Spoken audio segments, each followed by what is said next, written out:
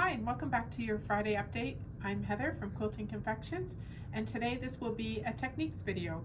I'm going to show you the steps to sandwich a small baby quilt using our fusible batting. Okay, so first you're going to start with the backing, and I thought I would just demonstrate a little bit about how I put a back together for a baby quilt. The fabric is just slightly too narrow for what I need, so I like to put a stripe down. It's sort of off center. If you put it center, sometimes in your trimming it just kind of looks off. So if you put it down one side intentionally, it looks like you meant to do that.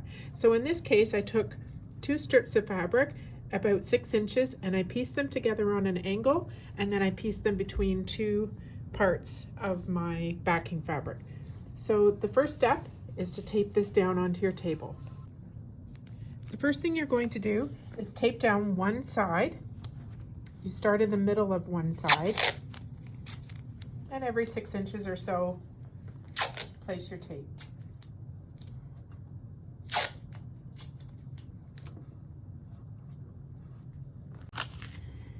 Next, you come down to the opposite side and tape again, starting in the middle.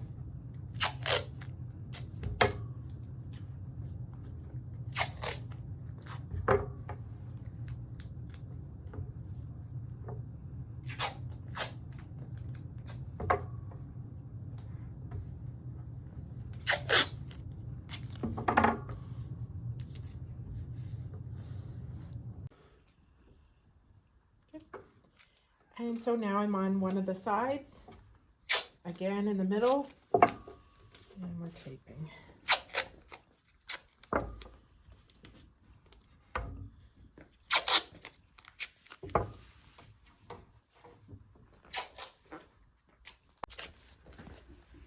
When you come to the opposite side, we're just going to make sure that the quilt is kind of taut. So you're just kind of smoothing it out and pulling it over just slightly.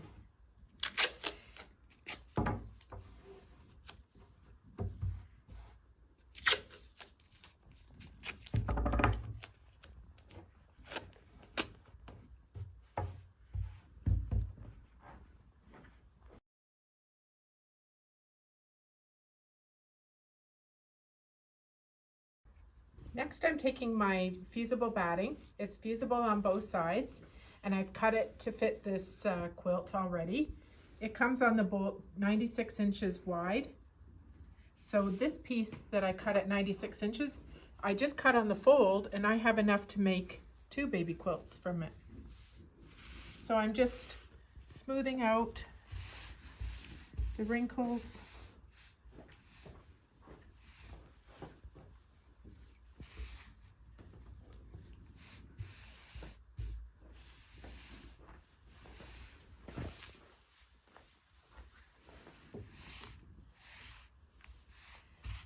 And now I'm ready to place the top.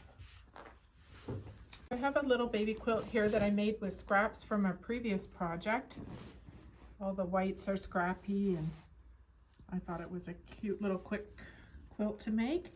And so I'm going to be a little bit concerned about placing this top on here because I want it to be straight with the stripe that I put into the back of the fabric. So you can measure from the selvage of the backing or whatever edge you have here. You can measure out so that you have the same distance down the length of the quilt to keep things straight. And you'll notice that my batting is just a couple of inches bigger all the way around.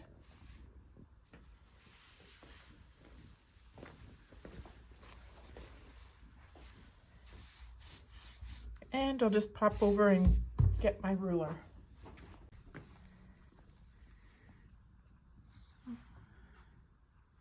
I'm going to measure it at the 3 1/4 inch line, so I'll just slightly, there we go. And 3 1/4 there, that's good.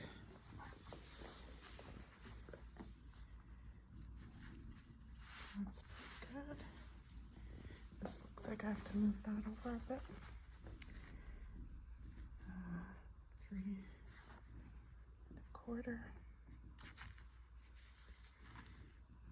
and 3 1/4. So that's good. So if I just keep this line straight here and smooth out from there. And actually your ruler comes in handy to do that as well. And at this point, you're smoothing it out, but you don't want to stretch it. You want to keep the lines of your seams straight so they don't get wavy on you.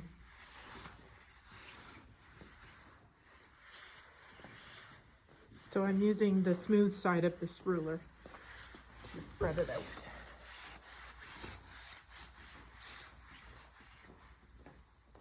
All right, so now we're ready to press the quilt. It's going to be done starting from the center of the quilt and working your way out. And you have your choice of doing one whole side. You can do a quadrant at a time. It's your choice. The idea is that you're moving out from the center in all directions. So we're using a hot dry iron, and we're just going to let it sit there for about 10 seconds or so, and then you're going to move it. And we're just going to carry on and do that across the whole quilt. And then when this side is done, I'm going to switch and come on over to the other side. So now that I'm coming to the edge of the quilt, I like to use a Teflon pressing sheet, place it on that side so that you're not getting any of the fusing from the batting onto your iron. And we'll just let that sit. Okay, now we're ready to go to the next row.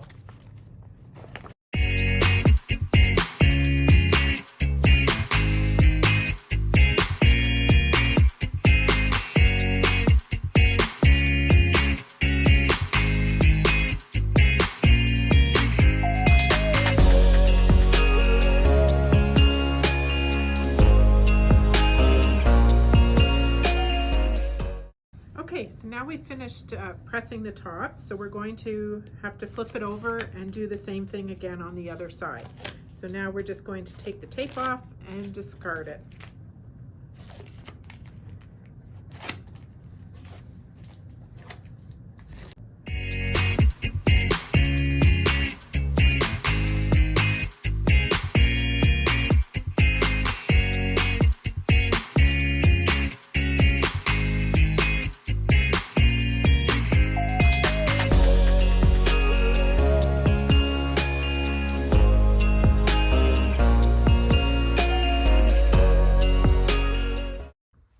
Okay, so I'm now finished pressing both sides of the quilt. I'm going to turn it back over. At this point, depending on the size of your quilt, it's a good idea to put a few curved basting pins along the edge, and you can just put in, you know, every 6 inches or so, and that just makes sure that the edges stay down. Sometimes that's where you're going to have the quilt lift on you, is around the perimeter. On this baby size quilt, maybe not necessary, it's just a small one. So a few things to point out. You'll notice when I was moving the iron, I wasn't really dragging it across the quilt. I was kind of lifting it. I wasn't putting any force with it because you don't want to stretch any of your seams out. So it was a light pressure as I moved the iron across the quilt. You'll notice that every now and then I would kind of check with my hands, and you can tell where you've ironed and where you have not.